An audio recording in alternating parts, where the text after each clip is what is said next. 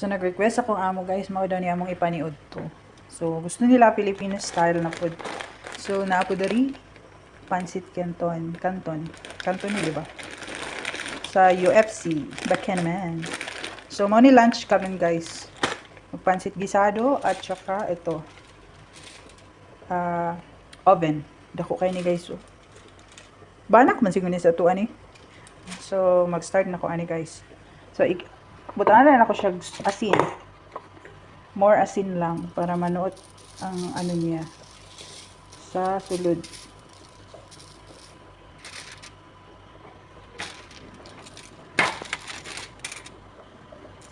So, more asin lang dyan siya.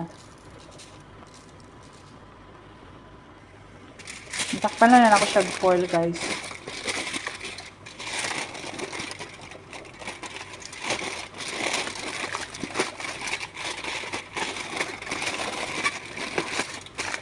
Okay.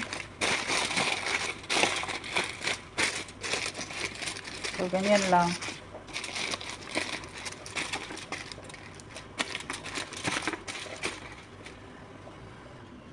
So, napainit na ako ng oven.